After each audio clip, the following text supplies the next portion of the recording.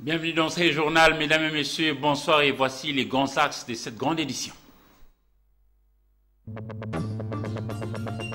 Clôture de la 5e session ordinaire au Collège de hautes études stratégiques et de défense. Félix-Antoine Tshisekedi Tshilombo a présidé samedi la cérémonie devant tous les animateurs des institutions de la République, au nombre desquels l'on pouvait aisément voir le Premier ministre Ilunga Ilunkamba. 337 élus députés nationaux et sénateurs ont redit leur fidélité et loyauté à l'autorité morale du Front commun pour le Congo FCC et réitèrent leur attachement au respect de lois en vigueur en République démocratique du Congo.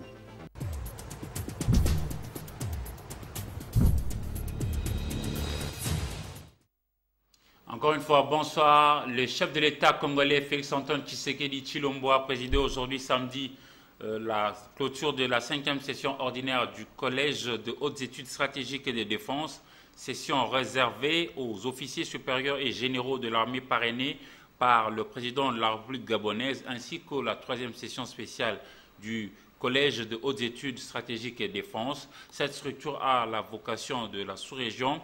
C'est ainsi que l'institution a reçu en formation lors de la session qui s'est terminée les officiers supérieurs du Gabon et du Burundi, les officiers étrangers qui sont admissibles aux sessions de CCH2 proviennent généralement de la CEDEAO, de la CEAC.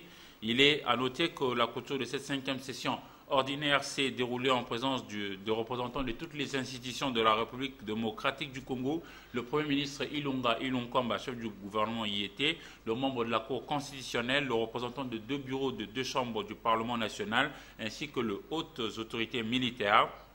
Prenant la parole au cours de la cérémonie, le chef d'état-major général de FARDC, Célestin Mbala, a révélé que l'école de guerre de Kinshasa en chantier sera opérationnel sous peu avec le concours du partenaire qui est la République de France.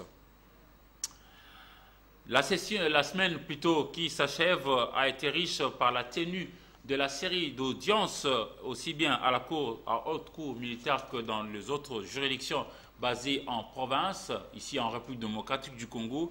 Découvrons le déroulement de toutes ces audiences dans ces condensés signés pour vous par Sylvain Kapombo au Sengele.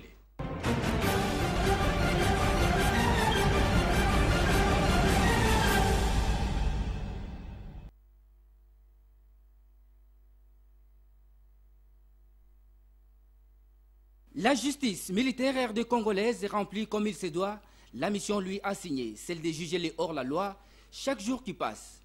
La semaine de lundi 26 à samedi 31 octobre 2020, plusieurs audiences ont été organisées à la capitale par la haute cour militaire comme dans les juridictions militaires au niveau des provinces. Le jeudi 29 octobre, 3 affaires ont été appelées devant la haute cour militaire. Premièrement, celle mettant en cause l'auditeur général près la haute cour militaire et partie civile congolo contre les prévenus Mwamba wa Mwamba et consorts.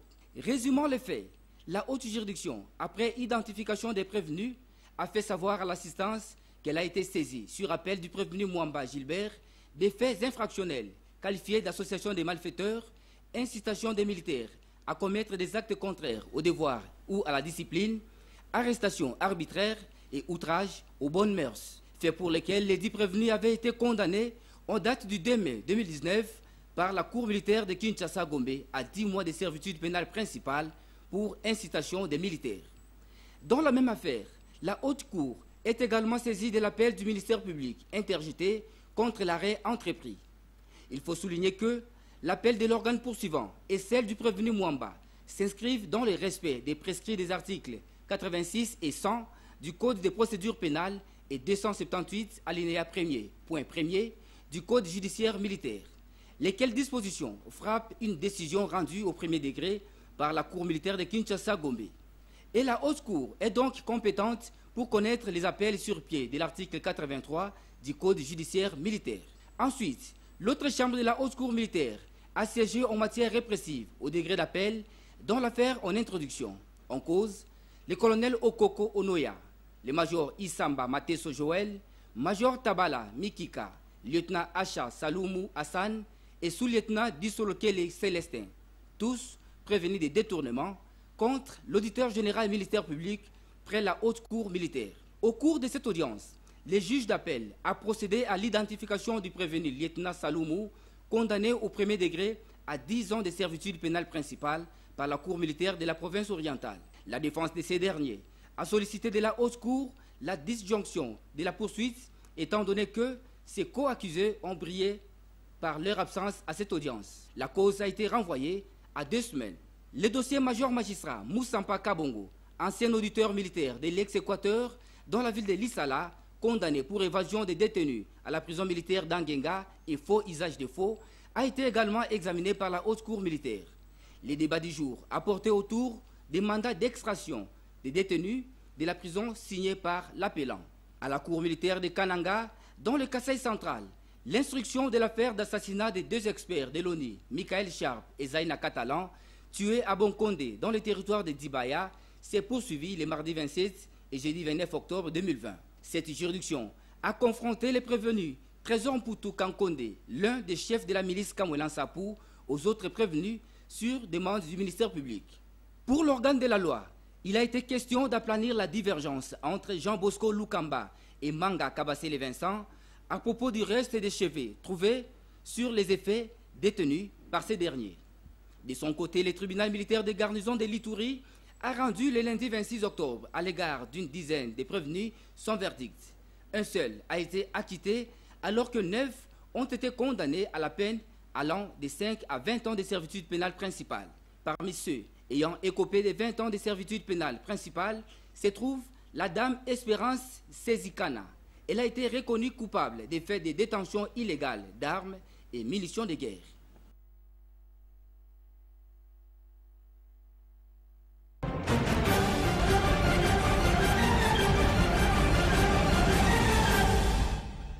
L'Association nationale des institutions de microfinance en République démocratique du Congo a célébré ce samedi 31 octobre 2020 la journée internationale de l'épargne avec comme thème « Épargner en République démocratique du Congo pour mon avenir ».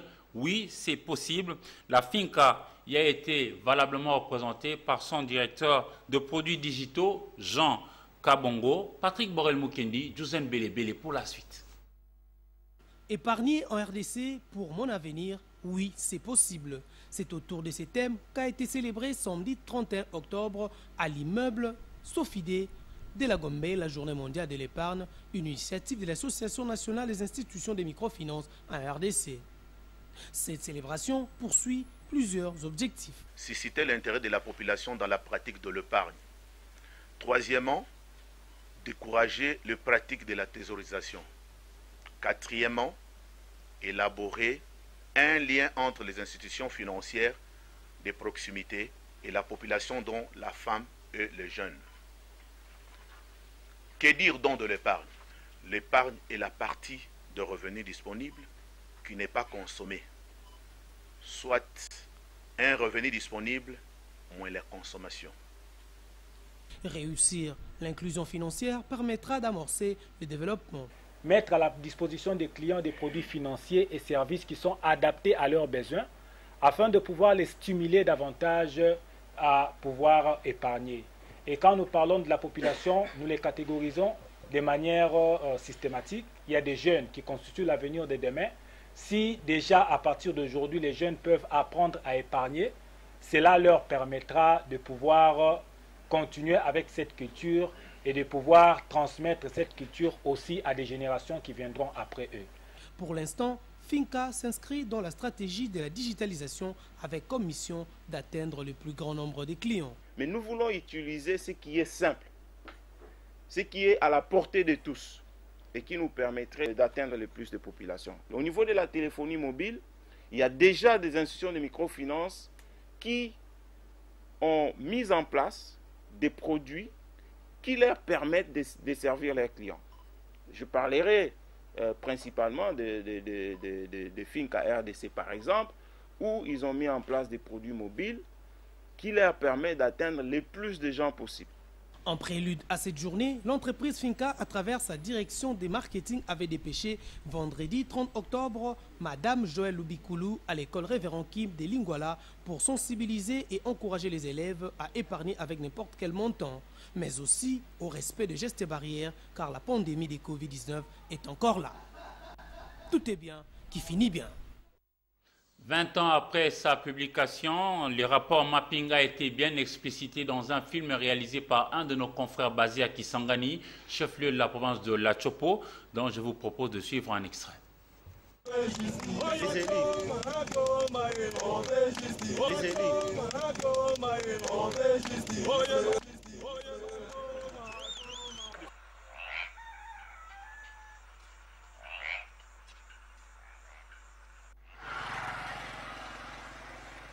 Il faut que justice soit faite. Le silence dans ce rapport est coupable. Que le premier responsable de ce silence. Les RC de Goma ont reçu des renforts venant de Goma pour reprendre le contrôle de la ville. En conclusion, ce que je pourrais dire, c'est que tout le monde devrait avoir intérêt finalement à ce que la justice soit rendue.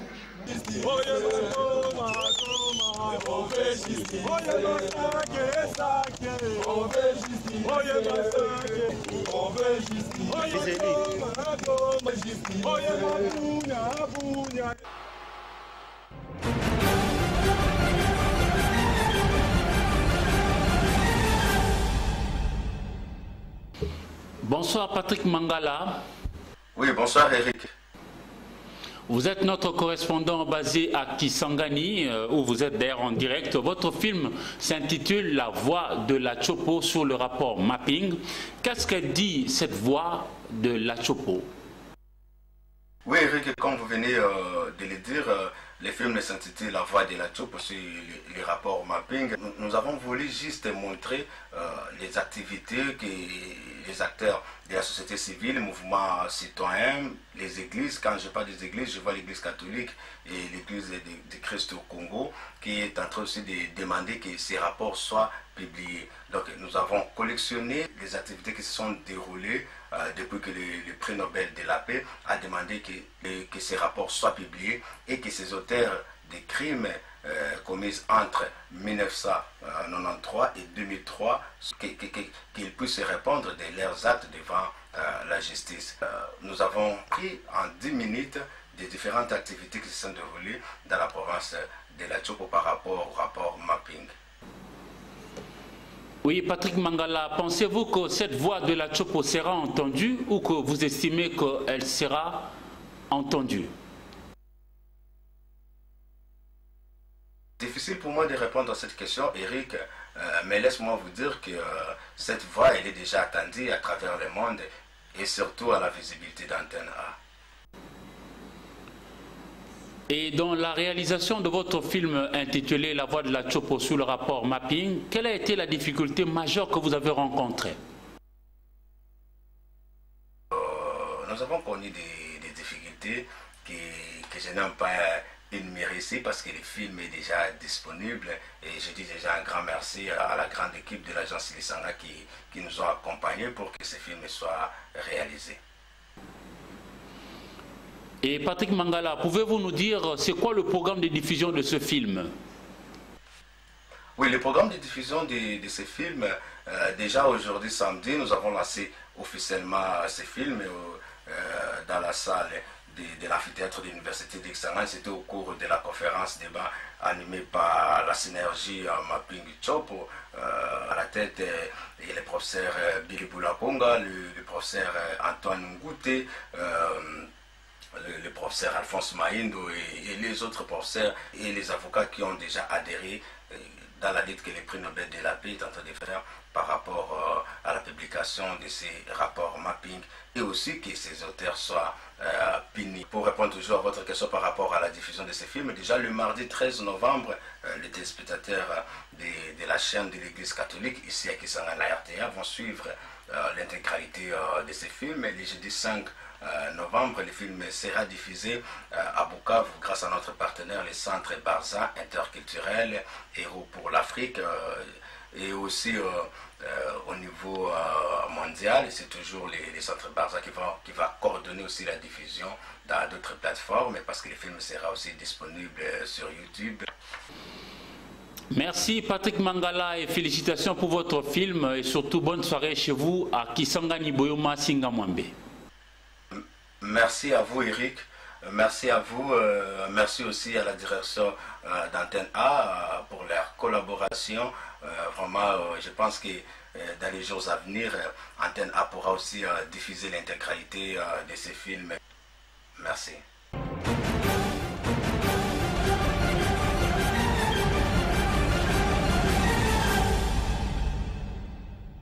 Rendons-nous à Paris, en France, où nous disons bonsoir à notre compatriote Paul Bakuninga. Oui, bonsoir, et messieurs les journalistes, Eric Ilzam. Les confinements décrétés par le président français Emmanuel Macron a bel et bien démarré vendredi à minuit. Comment avez-vous personnellement accueilli d'abord cette décision du président français et surtout comment avez-vous vécu le premier jour de ces reconfinements? Oui, le confinement a bel et bien commencé. C'était à minuit. Mais bon, comment je peux vous dire que ça se passe normalement bien. Mais bon, ce n'est pas comme quand on était au confinement du premier vague. Parce que ça, on doit aller au travail. Au mois de mars, c'était le confinement total. Toutes les sociétés étaient fermées, mais là, Dieu merci, nous ont permis quand même d'aller au travail. Moi, quand je vous parle là, je suis au travail, je suis dans mon bureau en train de vous parler. Mais bon, ça n'a rien changé de ma vie. D'habitude, je suis casanière, après le boulot, je rentre à la maison. Mais là, vous êtes obligé de sortir, de faire les attestations pour vous déplacer. Mais quand vous rentrez chez vous, vous restez à la maison. Quand tu veux sortir pour aller au sport, tu vas faire l'attestation, tu ne peux pas sortir sans l'attestation, mais bon, la vie, avec cette maladie, la vie a complètement changé, ça a chamboulé des choses, mais bon, les sociétés ne sont pas, toutes les sociétés ne sont pas fermées, mais ils ont privilégié quand même que les gens, les employés qui puissent travailler télétravail. Moi, je me déplace, je viens au bureau, je viens travailler, ça ne me dérange pas, mais je sors avec l'attestation. Mais quand j'ai fini mon boulot, je dois rentrer à la maison, rester à la maison. Si je ne sors pas, je reste à la maison et après c'est tout. Hein. Oui. Et ce confinement ira jusqu'au 1er décembre 2020. Et comment comptez-vous passer ces mois entiers dans ces confinements? C'est les autorités qui ont décidé parce que ici, ils ne savent pas est-ce que c'est le deuxième vague ou quoi. Ils ne savent pas. Parce que les gens sont tellement... Il y a au moins 52 000 contaminations par jour. Mais les morts ne sont pas comme au premier vague. On n'a pas encore commencé à compter des milliers de morts par jour. Mais on fait avec, on ne peut pas aller contre la décision des autorités. On doit respecter pour le bien de nos familles, la santé, tout ça. On doit se protéger. Oui. Ils ont essayé. On a passé 2 semaines de couvre-feu. Il n'y a pas eu de changement. Mais là, on essaye.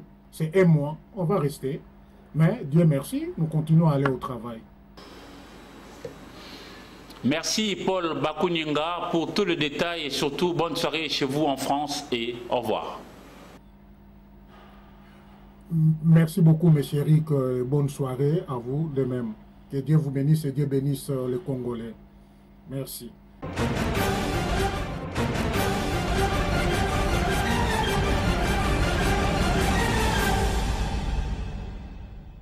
Non loin de chez nous, les Ivoiriens ont été appelés aux urnes pour aller élire le futur président de la Côte d'Ivoire. Nous allons vous donner de plus amples détails au cours de nos prochaines éditions. Mais on quitte l'Afrique pour traverser l'Atlantique et retrouver notre frère qui est à Atlanta, en Géorgie, Freddy Moutiri, à qui je dis bonsoir. Bonsoir Eric Izami, bonsoir à tous les amis branchés sur Antenna, la chaîne de référence depuis la République démocratique du Congo. C'est toujours un plaisir de pouvoir vous retrouver et merci de m'avoir. Très content de vous retrouver après plusieurs années. Comme ça, je suis à votre disposition. En effet, Freddy Moutiri, le vote pour le président des États-Unis aura lieu le mardi 3 novembre 2020. Mais on ne comprend pas. Qu'est-ce qui fait que plusieurs milliers d'Américains ont déjà procédé au vote? Voulez-vous nous expliquer le mode de scrutin aux États-Unis d'Amérique, s'il vous plaît? Merci beaucoup Eric Izami pour cette très belle question. Je suis content de pouvoir répondre à cela parce que ça va éclairer les lanternes de beaucoup de ceux qui nous suivent en ce moment à travers le monde sur Antenna. Il faut commencer par dire que dans la loi électorale ici aux États-Unis d'Amérique, depuis bien des décennies, il y a ce qu'on appelle le early vote. C'est ce qui s'est fait maintenant, c'est-à-dire ceux qui votent maintenant parce que peut-être le 3 novembre, ils seront empêchés ou ils veulent être libres ou libérés le 3 novembre et le faire avant. Voilà, leur duty, leur droit de vote. Ils le font. Et ils sont très nombreux en tout cas, par rapport bien sûr à la situation socio-économique et surtout sanitaire avec la pandémie du coronavirus qui bat son plein, sa gestion avec le pouvoir de Donald Trump. Donc tout cela mis en place et fait en sorte que les gens vont voter plus aujourd'hui. Il y a aussi ce qu'on appelle le absentee ballot, c'est-à-dire, comme tu l'entends, absentee, pour parler de l'absence, donc de ceux qui sont en dehors des États-Unis d'Amérique, qui sont dans les différentes ambassades, qui sont dans les consuls, qui sont dans les bases militaires américaines parsemées à travers le monde. Tous ces militaires-là, ils votent aussi comme des citoyens américains et sans oublier des civils, des citoyens normaux qui sont des hommes d'affaires qui sont en dehors des États-Unis. Eux aussi sont en train de voter. Mais la particularité c'est pour cette année, c'est qu'il y a plus de monde qu'il y a eu dans des années passées. Quand par exemple on parle pratiquement de sa voisine, le 80 millions des Américains qui ont déjà voté. C'est pratiquement 56 à 57% de l'électorat de 2016 entre Hillary Clinton et Donald Trump. Donc cet engouement fait en sorte que vous puissiez avoir le plus de monde qui sont en train de voter en ce moment. Et Freddy Moutiri, dites-nous quelles sont les dernières cartouches dont dispose chacun de candidats pour remporter cette présidentielle au niveau des États-Unis d'Amérique? Quelles sont les cartouches, les dernières cartouches des deux candidats de Joe Biden? Les deux cartouches sont là sur la table. Il s'agit des swing states. Et j'aime bien le dire, les swing states, ce sont les États qui n'ont pas les tendances politiques, qui ne sont ni rouges ni bleus. Le rouge, ce sont les républicains, le bleu, ce sont les démocrates. Donc il y a des États comme ça qui ne donnent pas leur couleur, qui votent aux dépens, bien sûr, de la campagne, aux dépens du programme présenté par les deux candidats. Au moment où je vous parle, Donald Trump est revenu pour la 3e fois ici, à Atlanta, Georgia, où je me trouve, et il voudrait bien rencontrer la population ou les populations des suburbs, comme on dit, des quartiers ou des zones périphériques d'Atlanta, parce que selon dans le sondage, ce sont ces personnes-là ou ces Américains-là qui sont pour Joe Biden. Donc c'est la 3e descente de Donald Trump ici à Atlanta, Georgia, et c'est dans la ville de Rome, comme vous entendez Rome, comme Rome en Italie, donc la ville de Rome, c'est là que Donald Trump va donc, et au moment où nous parlons, en train de passer un discours à cet électorat, ceux qui vont sûrement être ses probables électeurs et les convaincre. Donc voilà un peu, ce sont là les dernières cartouches, et notamment il y a Pennsylvania aussi qu'il faut mettre en place, il y a Florida, il y a Wisconsin, il y en a au moins 5 ou 6 comme ça États qui définissent, Iowa, qui définissent au fait l'électorat aux États-Unis d'Amérique, des présidentielles. Et même aussi, il faut ajouter à cela, au niveau de la Chambre basse et même au niveau du Sénat, il y a des sièges qui sont remis au niveau des élections afin de renouveler les membres du Sénat ou de garder ceux qui étaient là avant. Donc tout cela, mis ensemble, font en sorte que la bataille soit le plus, en tout cas, rude. Merci Freddy Moutiri, bon vote à vous, à nous revoir la semaine prochaine, sans doute avec un président nouvellement élu à la tête des États-Unis d'Amérique. Naturellement, oui, nous aurons soit Donald Trump pour un second mandat, soit Joe Biden comme nouveau président des États-Unis d'Amérique après avoir été 2 fois vice-président des États-Unis d'Amérique. Là, il faudrait que je revienne aussi sur une chose que vous n'avez pas posée comme question, c'est que au niveau des sondages, Joe Biden a une avance très considérable, mais beaucoup parlent d'une majorité silencieuse de Donald Trump qui peut faire basculer les choses. Et c'est ce qu'on attend, en tout cas, ce 3 novembre, la nuit, ou très tôt le matin, le 4 novembre. Merci encore une fois, Éric Izami, et merci à toute la grande équipe et l'équipe rédactionnelle d'Antenne. Merci. Freddy, on partage ta douleur comme beaucoup d'autres Congolais ailleurs et on a compris la présence silencieuse de la photo de Cindy Kadokolo derrière toi. Paix à son âme.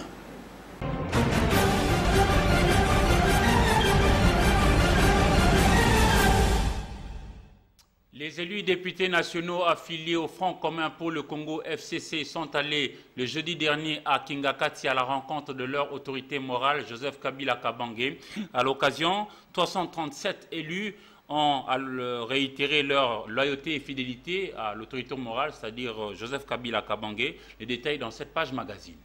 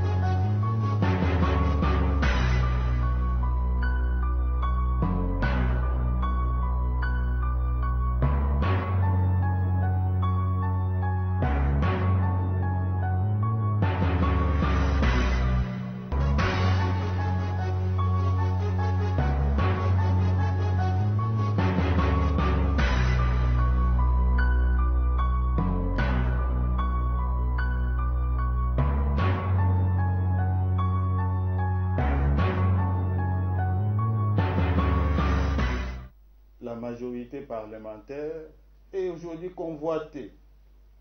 Elle est courtisée. On la veut à n'importe quel prix. Fort heureusement, elle n'est pas à vendre. La majorité parlementaire qui est devant vous, donc, elle est venue certainement pour vous écouter, avoir des conseils, avoir des orientations, mais certainement pour vous rassurer aussi. Je voudrais rassurer au nom des 337 députés qui constituent notre majorité parlementaire telle que constatée au début de notre législature, je voudrais rassurer le camarade sénateur Ravi. Ce sont ces députés tous ici présents, et non pas moi toute seule, ou moi et le bureau, mais ce sont ces députés tous ici présents, un à un, qui ont rendu service à notre famille politique et qui ont gagné certaines batailles. Ces batailles sont, par exemple, l'adoption du programme du gouvernement. Je pense que nous étions arrivés à plus de 300 votes de cette majorité. Je donne un autre exemple, le budget que la famille politique FCC, en accord avec son partenaire cash, le budget de 11 milliards, malgré des différences internes sur l'approche du budget, le premier budget du président Félix Tshisekedi a eu le passage grâce aux 337 députés de la famille FCC. Et nous sommes allés plus loin ce jour-là, dans cette salle-là, avec la famille FCC, 429 voix pour un budget qui était de la coalition FCC Cash. C'est la meilleure réponse à ceux qui disent que nous empêchons le pays de travailler.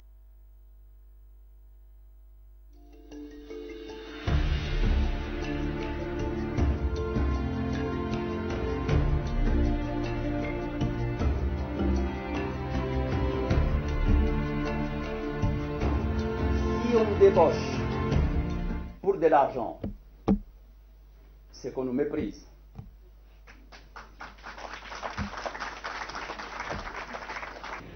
Face au climat politique actuel, nous sommes sereins et déterminés à rester unis au sein de notre famille politique en tant que FCC. Que Dieu bénisse le FCC, son autorité morale et la République démocratique du Congo. Nous avons dit et vous remercions.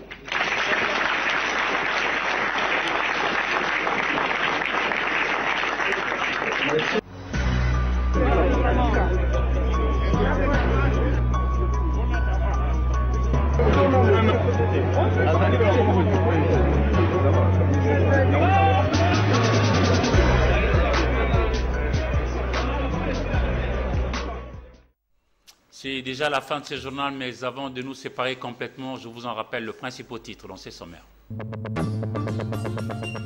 Clôture de la 5e session ordinaire au Collège de hautes études stratégiques et de défense. Félix-Antoine Tshisekedi Tshilombo a présidé samedi la cérémonie devant tous les animateurs des institutions de la République, au nombre desquels l'on pouvait aisément voir le Premier ministre Ilunga Ilunkamba.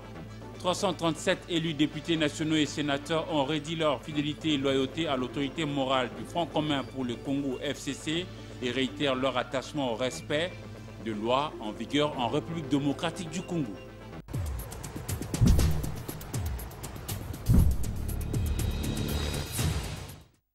Mesdames et messieurs, c'est ici que nous mettons un point final à cette grande édition. Merci à vous de l'avoir suivi et bon week-end dans vos familles. Au revoir.